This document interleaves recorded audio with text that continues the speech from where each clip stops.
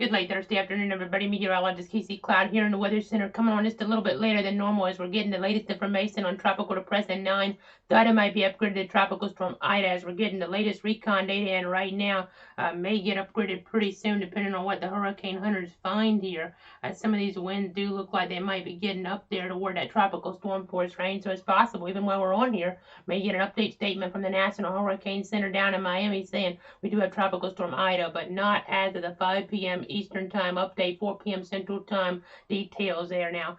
Just to kind of give you guys the lay of the land, really, not as concerned toward North Florida, South Georgia here, but we're more concerned for our neighbors off toward the west here, toward especially Louisiana. Very concerned for them. I know it's just a depressing. It doesn't sound like a whole bunch here, a whole lot, but we really need to be monitoring things because the conditions are very ripe according to the forecast models and just according to the conditions themselves. As you kind of look at some of the different analysis that we can do here, the water temperatures are primed for this to develop some other factors in the atmosphere as well. So we really need folks in Louisiana to be on guard. We'll give you the track update here in a moment. I'm going to show you the old track here and the new track both. I just kind of compare and contrast some things live on the air. But again, there's your storm down here. As we're looking, you can see that D icon here close to where the hurricane hunters found that lowest pressure just a little while ago. We're south of Cuba with this. I have the measure satellite on, so we're able to kind of look at this here up close. So we'll continue to monitor that imagery, but I'll go ahead and take that off for the time being. You see some lightning toward Cuba. There's even a little bit of tornado parameters here trying to show up on this. Now the parameters cut off further to the south, but this will be something interesting to watch. I've noticed here with the last few systems, and even just going back to last year, whenever you have the parameters higher, you kind of have more tornado development here earlier on. Maybe talking about when they're higher in the war, maybe the Gulf. I know with Fred we didn't have much there, even in the Gulf, and then as they got over land, eventually though the parameters came into play to coincide with instability. So that's something we'll be watching here as well. But that's not our big concern for the most part. We will maybe want to watch just in our far western counties and maybe our far northern counties as well. We could see a quick spin up here later on just because of the overall pattern that we're in, because the system will be pretty big. So I do want to give you guys that warning, really. I don't want you to think that this is going to have a big impact on our area. The logo is not red for our area whatsoever. We cover all the way as far west as Liberty County, but no direct impacts really. As you can see, the forecast has this headed right toward Louisiana, but the far fringe effects here may be felt toward our western counties, maybe even further in here, maybe for all of our area in terms of some increased moisture, but in terms of maybe some rotational threats here, there could be some later on. Not 100% sure on the specifics, but that's what I'm seeing right now. Our far western, far northern areas, maybe getting into some of that. But here's your track again. I want to focus more on our neighbors off toward the west. I know some of you may be joining me here. We're going to stay on this a little bit longer than we normally do because this looks like a pretty big deal, and we're headed into a weekend. I mean, late August, people maybe not paying attention too much, depressing. Think they've been through that before, and I mean, even a Cat 2 here, that's something that people have been through before here toward Louisiana. This last year we had Delta there in that Cat 2, Cat 3 range, so something they have been through before there, but we just want people to be kind of cognizant of what's going on because the scenario here could cause significant storm surge, and if this is closer to New Orleans here as well, more concerned, a rain threat, something that's pretty significant here as well. Right now, this forecast would maybe put New Orleans in line for some hurricane force winds. So it's going to change some. We'll just have to see how much it changes. But this right here is the latest update. I'll see the cone perspective in a few minutes, but we have seen some changes. So I want to make sure you see the latest information.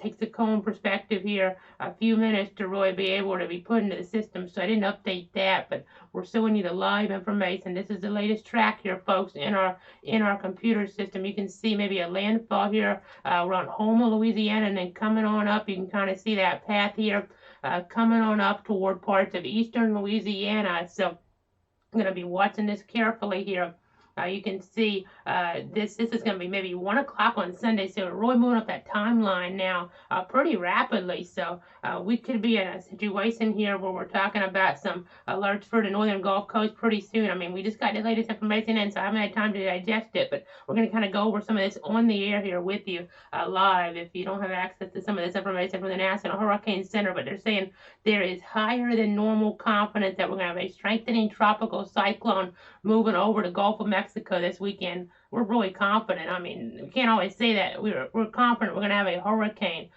moving toward Louisiana, or at least the northern Gulf Coast here this weekend. The system is forecast to approach the northern Gulf Coast at or near major hurricane strength on Sunday, and there's an increasing risk there of life-threatening storm surge as well as damaging hurricane force winds and heavy rainfall, and that storm surge and hurricane watches will likely be issued for reports in this area later tonight or Friday morning. So maybe we're talking about Friday earlier on. Maybe they might even issue this at 11 tonight because the timeline's really moving up, so people really need to prepare here. I talked about it yesterday. Corpus Christi to Pensacola, Roy Watts. I've kind of shrunk that down a little bit now. Houston to Pensacola. I want you guys to really watch this.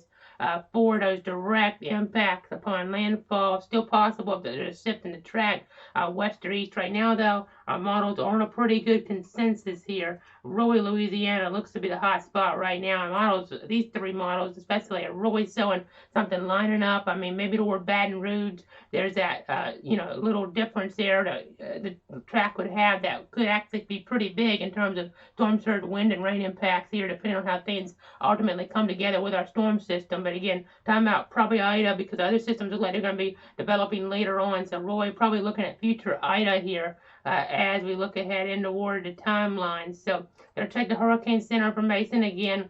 They're talking that they're still investigating the system. I'm going to try to check back here before we go off to make sure we don't have this upgraded to a tropical storm on us. But right now we're expecting a hurricane. I don't know how strong of a hurricane. Maybe just be a Cat 1. Maybe it's just Hermine type scenario where things are kind of disorganized. Still pretty impactful though, or we could be talking about something much more serious. We just don't know, but we don't know, and that's why we want you to prepare here. We don't want to hype this up, but we just want people to kind of have that word, that hurricane and storm surge watches are probably going to be issued within the next 12 hours or so toward this area here, parts of Louisiana, maybe most of Louisiana's coastal areas covered, and we even have to watch inland maybe for some tropical storm warnings. That could be a threat as well. I know last year with some of these systems, Laura, areas in northern Louisiana lost power. This might go a little further to the east in Laura based on the latest projections, but we'll just wait and see. Could be a weaker system. Right now we're forecasting, Hurricane Center, as I should say, forecasting this to be a weaker system than Laura, which would be great news, but still a Category 2 would be impactful, obviously, here, as we really need to be on guard. But you can see here maybe this up there toward areas there in western Mississippi, or maybe far eastern parts there, or I guess you could call this northeastern Louisiana, really, as we're looking here toward parts of maybe that Monday time frame there, getting toward Monday at 2. So pretty slow moving, but not Harvey slow moving right now. That's the good news. But we just want to kind of emphasize there is some margin for error here. Things could change, but that flooding threat looks like it could be pretty nasty here. We'll talk about that rainfall forecast in a moment, but even up toward the Oklahoma there, they need to be monitoring things because that wind threat, that rain threat could be felt to knock out power even into where those spots. Could have tropical storm warnings extending here closer toward areas near Jackson maybe and Monroe, somewhere in that vicinity.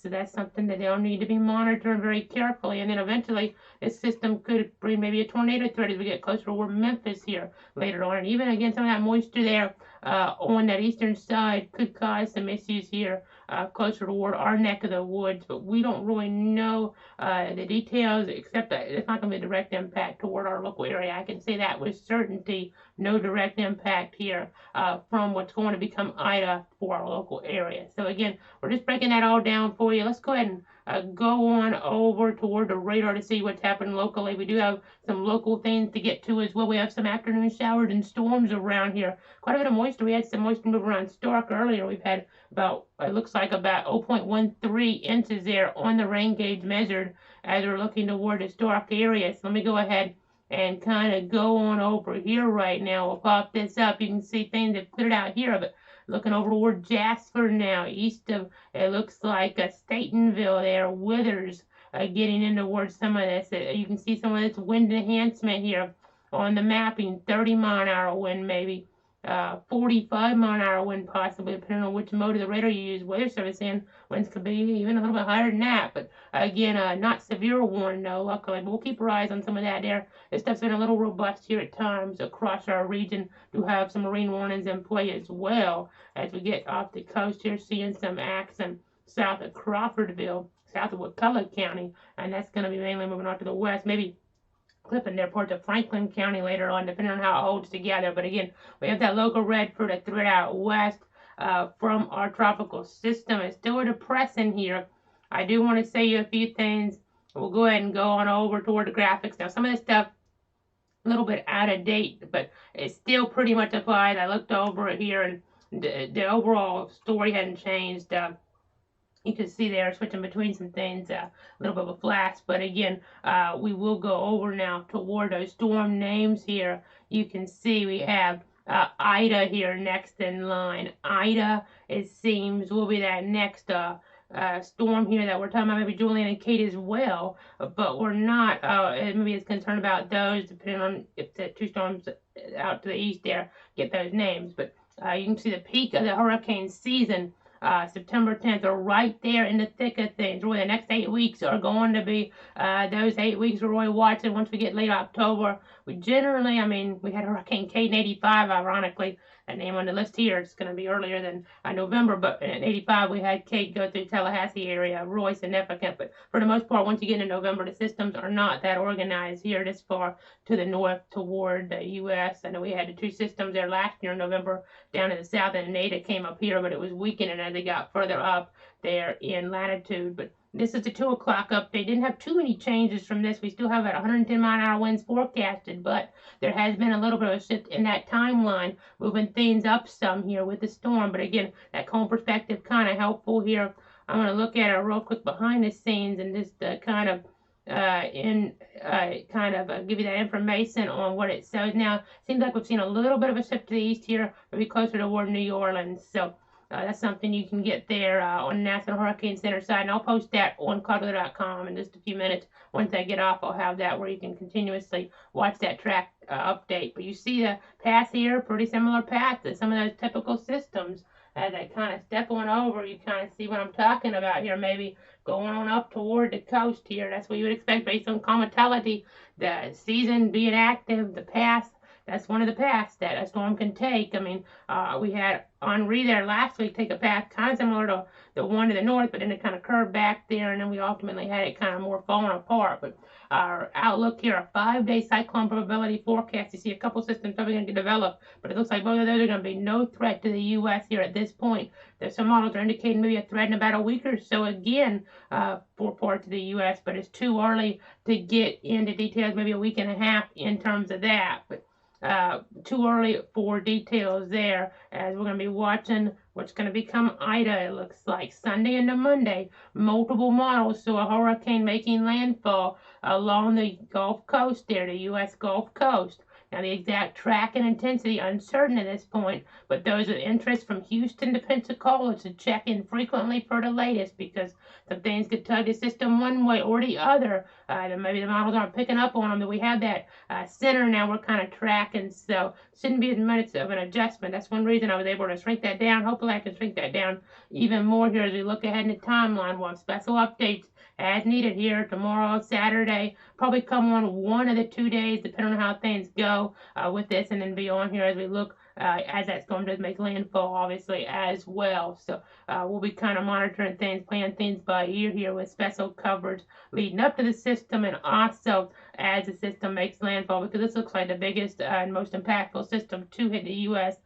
This season in terms of tropical activity. So preparedness considerations for those off toward the west, they just need to make sure that hurricane kit is up to date. A basic disaster supplies kit there does include water, non-perishable food, a battery-powered or hand-cranked radio, a NOAA weather radio, flashlight, and first aid kit. They can get that, or if you're watching from that area, you can get that full list at ready.gov/kit.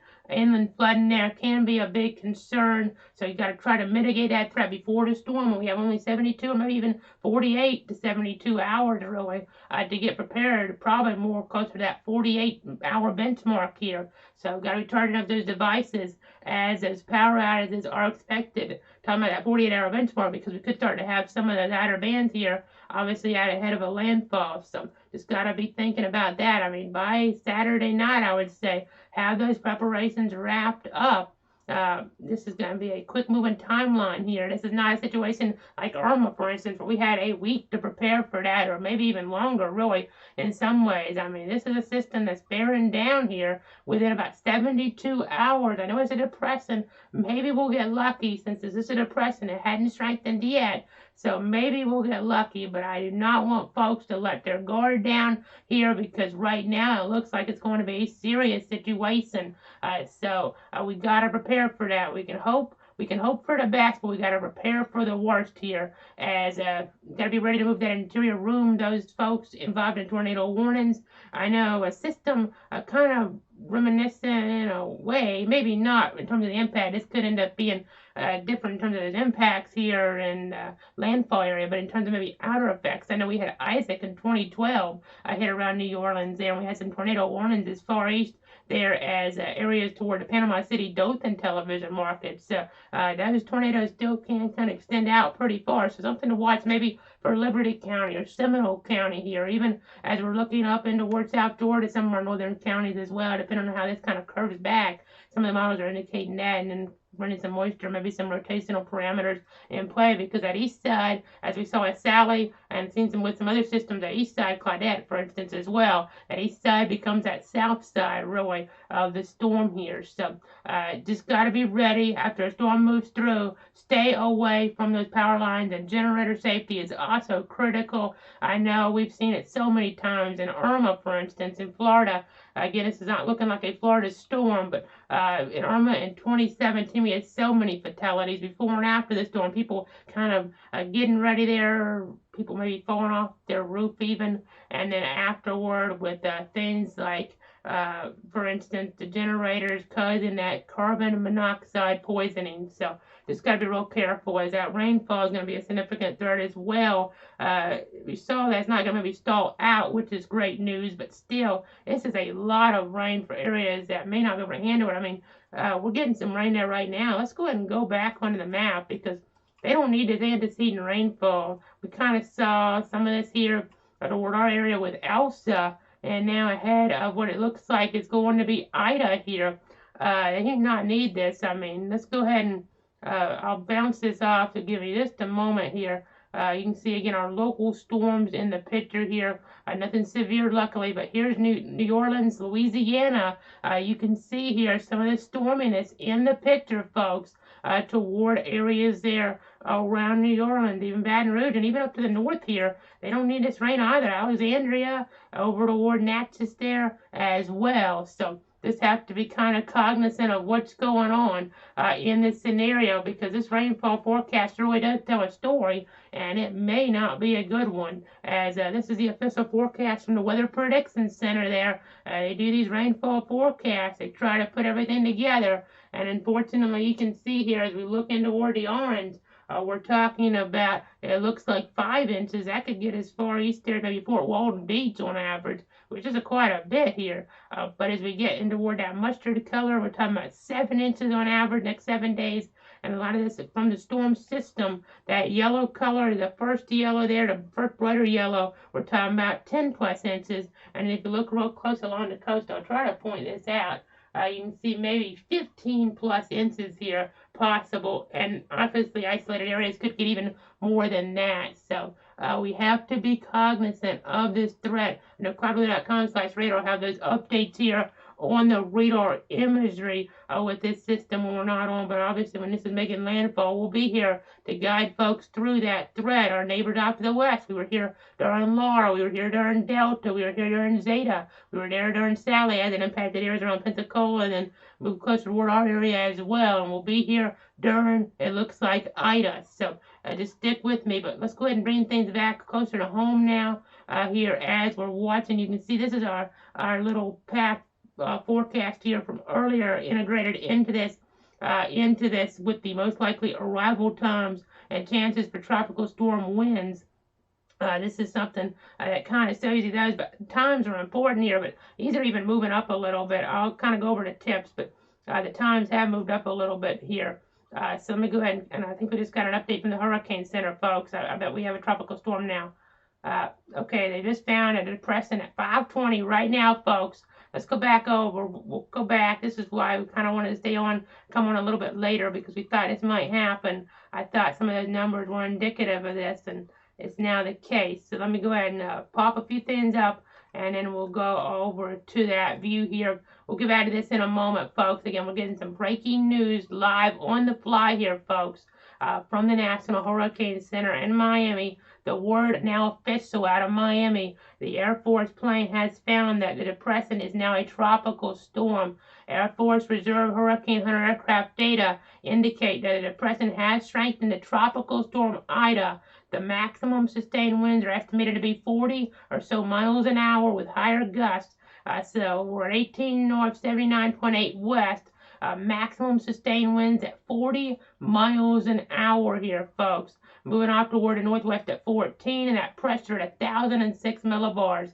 So that word now official from the National Hurricane Center in Miami. We have tropical storm Ida. We have Ida, folks, or I-named storm. I know in the past, I-named storms have been very, very destructive, just as a coincidence, obviously. But that kind of indicative of the peak season, too, in that letter scale here lately, in that letter list. I mean, we had Irma, we've had Ike. I mean, just a couple of them that come to mind that have been just destructive, terrible storms. We don't know if this one will be yet, but we got to prepare for that threat here if you're watching, especially from Louisiana. So, again, we hope it doesn't become that, but we got to plan for the worst here. So, again, we now have Tropical Storm Ida, that word coming down from Miami there, the Hurricane Hunter aircraft, finding those winds. You can kind of see some of these winds here showing up. Now, some of these have been more questionable, but some of them I don't think have been here as we're looking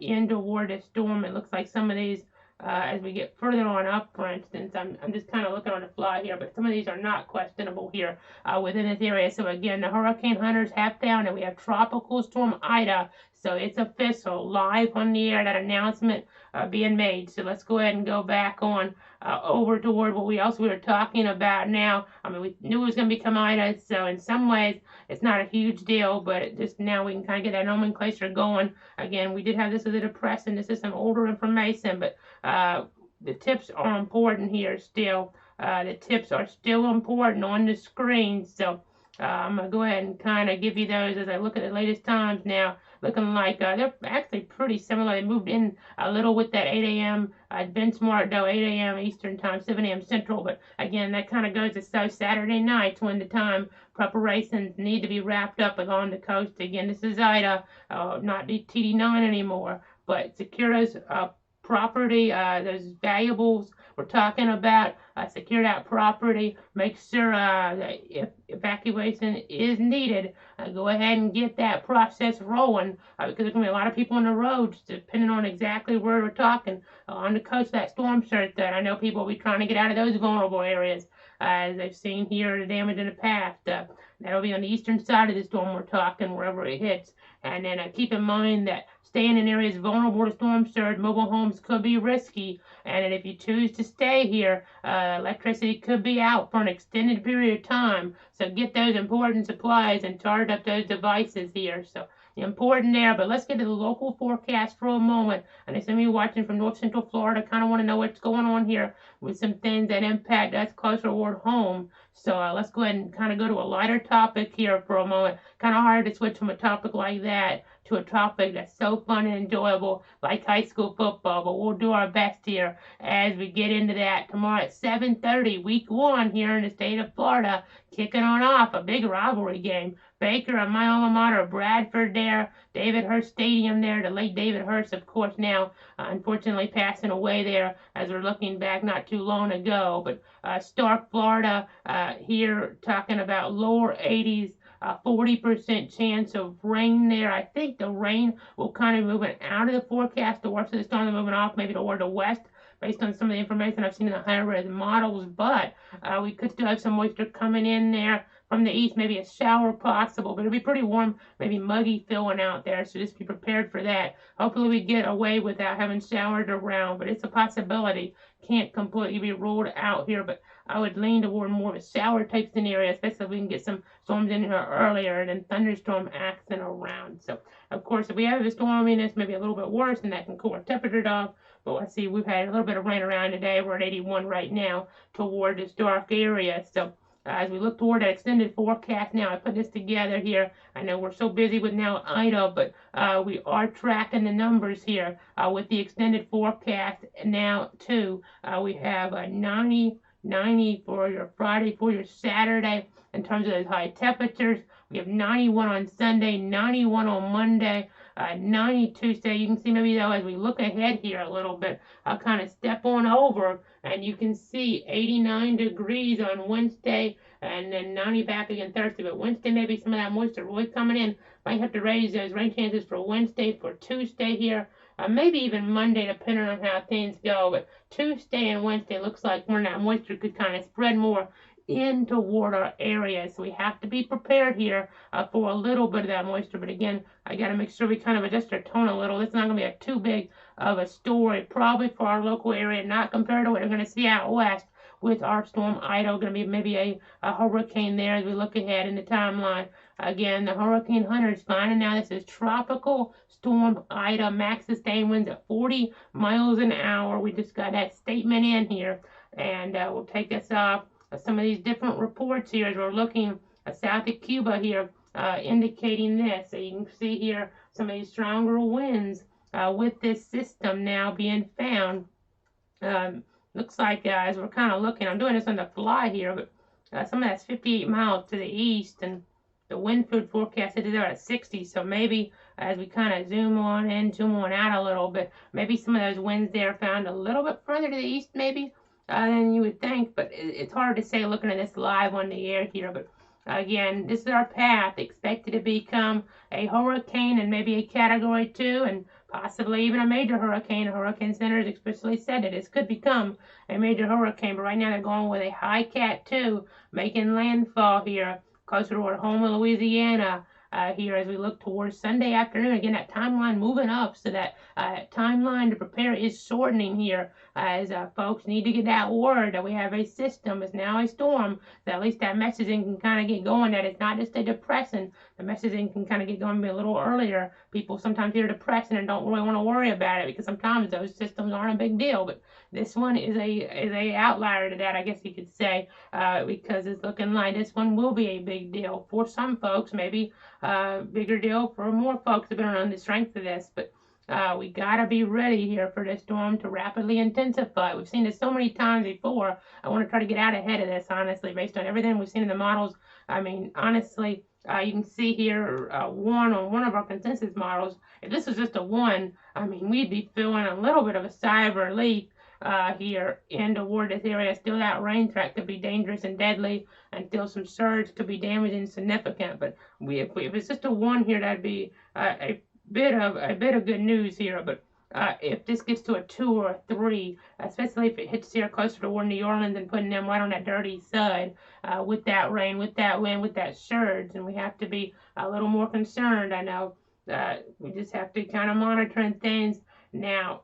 I hate to throw names around a little bit, but it kind of does remind me maybe of Gustav back there as we're looking back several years. It could be a situation like that. That would be something that they were able to handle, at least. It was like the first big storm after Katrina, if I recall. People were really worried, and they got through it better than they could have really hoped. And then we had Isaac there, again, a system that wasn't as bad as it could have been. So maybe maybe we'll be talking about a system that's not as bad as it could be. Those are still damaging and dangerous, don't get me wrong, but they did not rise to the level of a horrific tragedy like Katrina. And right now, we're not forecasting that, don't get me wrong, but we just have to be watching here carefully. We just have to watch the situation carefully here, because we could be talking about a little bit stronger hurricane in toward this region, toward southeastern Louisiana, maybe south central Louisiana. We're going to keep you updated, though. We'll be back as needed tomorrow, Saturday, at least coming on one of those 2 days with a special update on the latest on our system. I'll be posting stuff frequently. I'll be updating cloudweather.com here in just a few minutes with that track information as well. So when we're not on, you'll be able to see what's happening with our system. But again, there's everything going on here. There's our storm system. The landfall expected now a little bit earlier. That's the headline here. So be prepared if you're watching out there. Don't want to travel on I-10 as we look ahead, because things could be kind of treacherous as we're looking further west there, especially west of Pensacola, maybe toward that Sunday time frame, and maybe even issues there as people would be potentially evacuating at least some of those more vulnerable areas here. So again, that timeline's short. Got to be ready. Got to be prepared. I'm just checking the chat here for new information. Not seeing anything at the moment. But again, the big headline, we do now have Tropical Storm Ida out there. We're watching. We'll be back here as necessary.